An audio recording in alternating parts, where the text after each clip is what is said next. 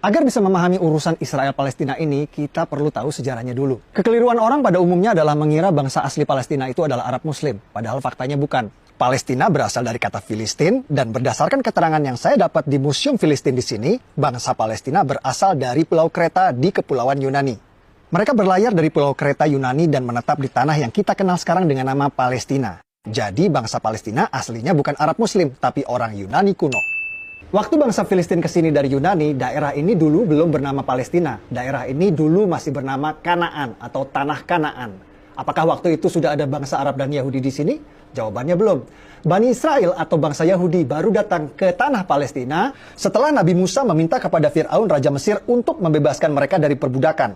Setelah terbebas dari Fir'aun, Nabi Musa membawa Bani Israel atau bangsa Yahudi ke tanah yang dijanjikan. Itulah tanah yang kita kenal sekarang dengan nama Palestina. Setelah terbebas dari Fir'aun, Bani Israel Yahudi hidup di tanah Palestina ini turun-temurun selama ribuan tahun. Mendirikan kerajaan Israel yang raja-rajanya tidak asing bagi kita. Salah satunya Raja David, atau yang kita umat Islam kenal dengan nama Nabi Daud. Siapa yang tidak tahu cerita Nabi Daud? Ia mengalahkan raksasa bangsa Filistin bernama Goliat hanya dengan sebuah batu. Lalu ada Raja Solomon, anak kandung dari Nabi Daud, atau yang kita umat Islam kenal dengan nama Nabi Sulaiman. Nabi Sulaiman adalah Raja Yahudi yang membangun kuil suci untuk tempat ibadah agama Yahudi yang dikenal dengan nama Kuil Solomon.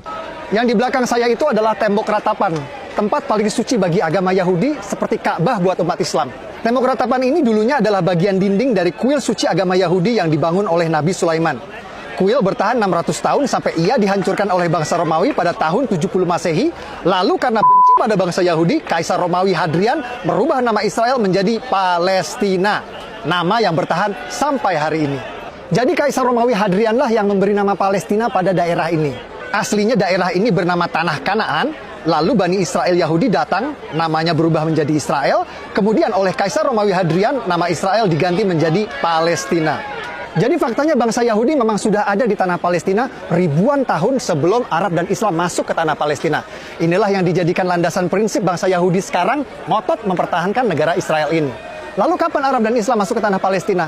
Arab dan Islam masuk ke Palestina saat Khalifah Umar menaklukkan Yerusalem Al-Quds pada tahun 638 Masehi. Tempat ini bernama Umar bin Khattab Square atau alun-alun Umar bin Khattab. Dinamakan untuk mengenang sang Khalifah Umar yang menaklukkan Yerusalem Al-Quds pada tahun 638 Masehi. Guys, hari ini kita bersama Dr. John Seligman, sejarawan, arkeolog, ahli situs-situs purbakala bergelar Dr. S3. The place of the temple that is built by Solomon in the central part of what is today known as the Temple Mount. The area which today used for prayer is the Western Wall, which is in fact actually an external wall of the Temple Mount itself. Right up until the time of the entry of Islam into the city of Jerusalem, when Umar enters Jerusalem, he would have mostly found an empty space. And for that reason, he builds a small mosque.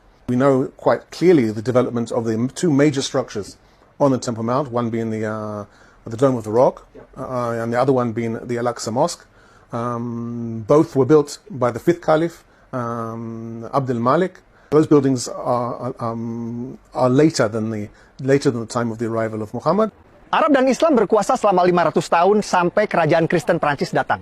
Atas perintah Paus di Vatikan, pasukan Prancis datang menaklukkan Palestina yang kita kenal sekarang dengan istilah Perang Salib. Raja Kristen Prancis mendirikan kerajaan Yerusalem dan berkuasa di Palestina selama 100 tahun sampai akhirnya dikalahkan. Setelah 100 tahun, akhirnya Prancis menyerah pada pasukan Raja Salahuddin Ayyubi yang berhasil merebut Palestina kembali ke tangan Islam. Ottoman Turki kalah di Perang Dunia I dan dipaksa menyerahkan sebagian besar wilayahnya kepada negeri pemenang Inggris dan Prancis. Provinsi Suriah dan Libanon menjadi milik Prancis, Provinsi Palestina dan Jordan jadi milik Inggris. Inggris mengganti nama Palestina menjadi British Mandate Palestine. Lalu Perdana Menteri Inggris langsung mengambil inisiatif mendukung pendirian negara Israel di Palestina lewat deklarasi Balfour yang berbunyi, "Pemerintahan Yang Mulia Ratu Inggris mendukung pendirian rumah nasional untuk bangsa Yahudi." Pada tahun 1947, Perserikatan Bangsa-Bangsa PBB menerbitkan resolusi pendirian dua negara di Palestina, negara Yahudi dan negara Arab. Warga Yahudi langsung menerima tawaran ini dan mendirikan negara Republik Israel. Tapi negara-negara Arab tetangga menolak pendirian dua negara ini dan langsung memerangi Israel. Hasilnya, tepi barat dikuasai oleh Yordania dan Gaza dikuasai oleh Mesir. Jadi yang menggagalkan berdirinya negara Palestina itu bukan Israel, tapi Yordania yang menjajah tepi barat dan Mesir yang menjajah Gaza. Bahkan selama bertahun-tahun, Yordania dan Mesir menolak mengakui kedaulatan Palestina di tepi barat dan Gaza dan menganggap dua daerah tersebut menjadi bagian dari negara mereka. Ini fakta. Negara-negara Arab terus menolak pendirian negara Palestina inisiatif dari PBB. Dan pada tahun 1967 kembali menyerang Israel di Perang 6 Hari yang dimenangkan oleh Israel. Kekalahan ini malah membuat tepi barat dan Gaza kini dikuasai penuh oleh Israel. Bahkan saat Yasser Arafat, pemimpin Gerakan Pembebasan Palestina PLO, sepakat perjanjian damai Oslo yang akan mendirikan negara Palestina berdampingan dengan Israel ditolak oleh partai oposisi Hamas yang membuat pendirian negara Palestina kembali gagal.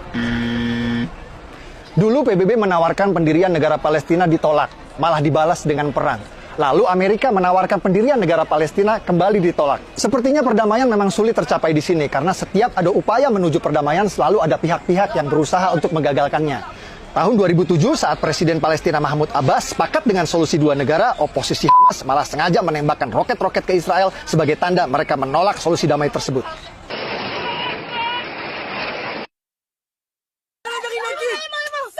Fakta-fakta yang saya sajikan di video ini adalah hasil investigasi langsung di TKP. Banyak narasumber yang tidak mau tampil dalam video karena alasan keamanan. Saya berharap video ini bisa memberikan penjelasan, membantu menjelaskan bahwa apa yang terjadi di sini bukan seperti yang kita dengar selama ini. Peduli Palestina adalah masalah kemanusiaan. Betul, saya setuju. Tapi jika Anda peduli tanpa tahu fakta, hanya akan membuat Anda mudah dibodohi oleh penipu maling donasi seperti ACT yang sering memutarbalikkan fakta agar uang keluar dari dompet Anda. Kalau menurut Anda video ini bermanfaat, share link video ini di grup WhatsApp Anda. Dengan saya Permadi, dari kota Purbakala, Yerusalem, Al-Quds. Assalamualaikum warahmatullahi wabarakatuh.